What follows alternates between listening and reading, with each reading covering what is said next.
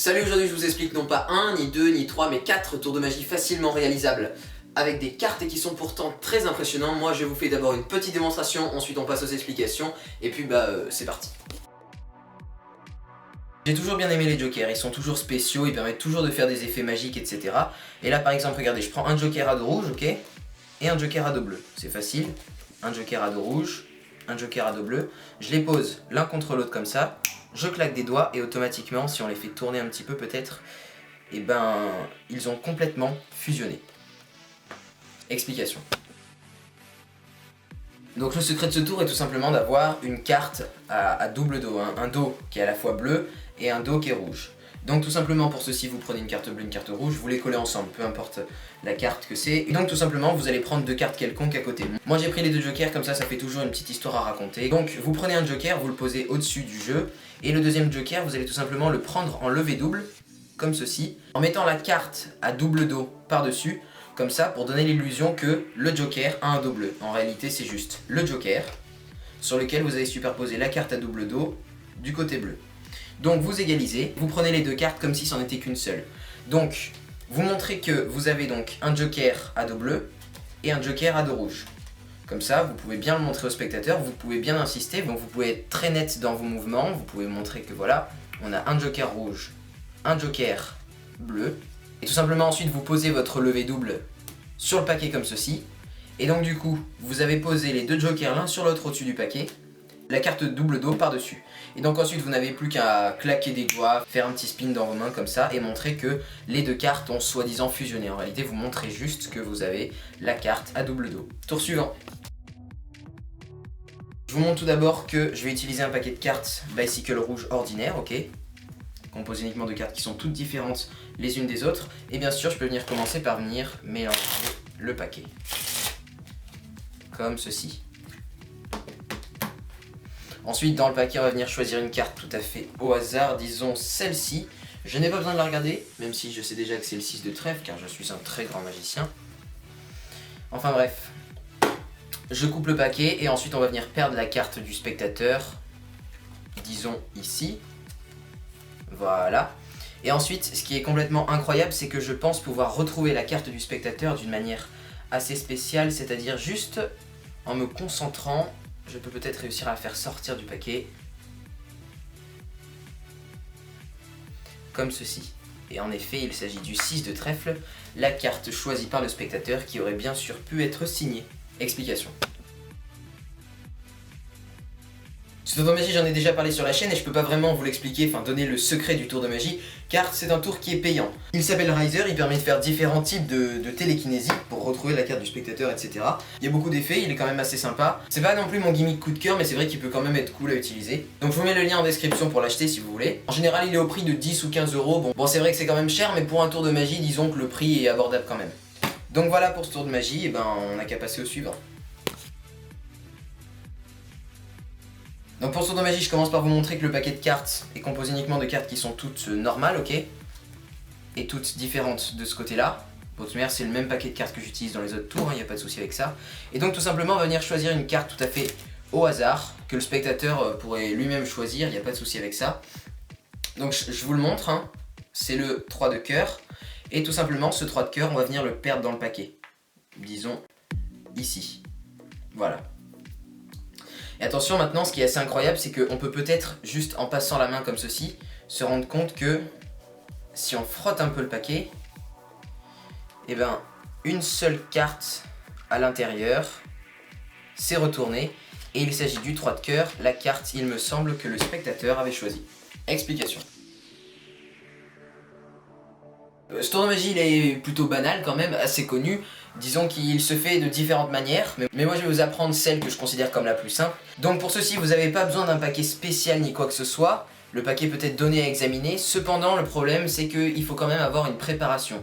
C'est-à-dire que vous allez juste venir retourner la dernière carte du paquet. C'est la seule chose à faire. Ensuite, libre à vous de voir si vous le faites avant le tour ou pendant le tour, après que le spectateur ait examiné le paquet. Sinon, vous lui montrez rapidement le dessus du paquet, qu'il est ordinaire, etc.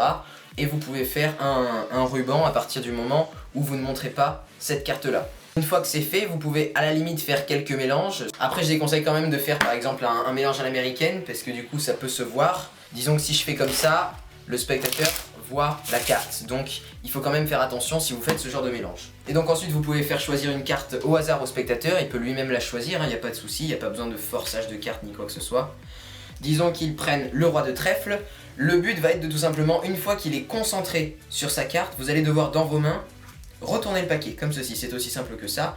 Et une fois que vous avez fait ça, le tour est quasiment fini. Ça va vraiment être là que vous allez devoir insister sur la carte du spectateur, du genre au moment où il l'a choisie, vous la posez par exemple sur la table comme ça. Donc une fois que vous voyez son intention est attirée sur sa carte et qu'il est bien en train de la regarder et de la mémoriser, vous en profitez juste comme ça pour retourner le paquet. Une fois que c'est fait, vous prenez sa carte, vous la perdez, peu importe où dans le paquet comme ceci. Et dans mes mains, retournez le paquet de la même manière que je l'ai fait tout à l'heure. Donc ça c'est à vous de voir, si vous voulez peut-être faire passer le jeu dans votre dos et en profiter pour retourner le paquet. Si vous voulez passer un tissu dessus pour en profiter pour retourner le paquet. C'est juste une petite manipulation, c'est à vous de voir en fonction de la situation comment vous voulez le caler. Donc une fois que la carte est perdue dans le paquet à l'endroit, sauf que le paquet est à l'envers, vous n'avez plus qu'à retourner le paquet et vous montrer, sans étaler comme ceci pour montrer la dernière carte retournée. Vous pouvez soit donc faire un ruban sans que ça se voit, ou alors vous l'étalez dans vos mains, disons comme ceci, vous montrez le 6 de trèfle. Et bien sûr la carte peut être donnée à examiner et elle peut être signée également pour le tour de magie. Donc pour ce tour de magie je vais utiliser un paquet de cartes Memento Mori, tout à fait ordinaire, ok, composé uniquement de cartes qui sont toutes différentes les unes des autres, que je peux commencer par venir mélanger. Comme ceci, hop. C'est aussi simple que ça. Ensuite, je vais inviter le spectateur à choisir une carte tout à fait au hasard dans le paquet. Imaginons qu'il choisisse celle-ci, vraiment, peu importe la carte. Disons qu'il s'agit donc ici du 6 de pique. Donc, ce 6 de pique, ce que je vais faire, c'est que je vais le perdre dans le paquet, disons ici. Et ensuite, tout simplement, je vais frotter le paquet. Enfin, c'est juste un petit rituel pour donner un peu de magie au paquet, on va dire. Alors, ensuite, je vais mélanger le paquet de différentes manières, ok. Et donc une fois que c'est fait, je vais essayer de prédire la carte, la place de la carte du spectateur dans le paquet, juste en passant ma main au-dessus comme ceci. Et je pense que le 6 de pique est en 12e position. Donc ce que je vais faire, c'est que je vais compter 1, 2, 3, 4, 5, 6, 7, 8, 9, 10, 11, 12. Je vous montre qu'il y a bien 12 cartes, hein, j'insiste vraiment là-dessus. 1, 2, 3, 4, 5, 6, 7, 8, 9, 10, 11, 12. Comme ceci. Le spectateur aurait pu bien sûr compter lui-même les cartes. Et pourtant, regardez. Après avoir bien mélangé le paquet, j'ai réussi à prédire que la 12e carte était le 6 de pique, la carte que le spectateur avait choisie. Explication. Pour ce tour de magie, comme d'habitude, vous pouvez prendre un paquet de cartes tout à fait ordinaire, composé uniquement de cartes qui sont toutes différentes, pas besoin qu'il soit truqué ni quoi que ce soit. Vous pouvez bien mélanger le paquet avant, il n'y a pas de souci avec ça. Il n'y a pas besoin de préparation ni quoi que ce soit. Et vous invitez votre spectateur à choisir une carte au hasard. Vraiment, disons que pour les explications, je vais prendre le 5 de carreau. Ensuite, vous allez devoir donc contrôler ce 5 de carreau au-dessus du paquet. En l'enfonçant comme ceci, vous allez la décaler un petit peu sur le côté, la pousser avec votre pouce un petit peu plus loin que le paquet et rabattre de manière à ici avoir la carte qui dépasse. Et donc ensuite pour la remonter au-dessus, vous allez juste prendre le paquet qui est au-dessus de cette carte. Donc là vous avez votre languette qui dépasse, comme ceci, j'espère que vous voyez bien. Vous allez venir récupérer le paquet du dessus comme ceci, le poser sur la table et ensuite faire une triple coupe, c'est-à-dire que vous allez couper comme ceci et reposer le paquet au-dessus. L'important est juste de contrôler la carte, donc ça c'est un contrôle que je vous apprends, qui est assez facile à faire, mais vous pouvez faire celui que vous voulez. Donc la carte, le 5 de carreau, est ici contrôlée en haut du paquet. Et donc ensuite, pour donner l'illusion que vous connaissez la position de la carte, c'est très simple, vous dites un chiffre au hasard, disons que ici on va prendre le 5, comme ça ce sera très facile à compter, très rapide.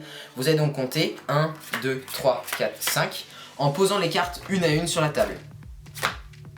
Et ensuite, dans le prétexte de recompter les cartes, vous allez refaire le même comptage, c'est-à-dire vous prenez la première carte, vous la posez sur la table, et vous refaites comme ceci. Et donc du coup ici, la première carte, ce sera le 5 de carreau. Parce que du coup en gros vous avez inversé l'ordre des cartes, puis vous l'avez réinversé, donc ça reprend l'ordre initial, donc forcément la carte du dessus et le 5 de carreau. Ça donne l'illusion au spectateur que la 5e carte est celle-ci, alors qu'en réalité c'est juste la première carte.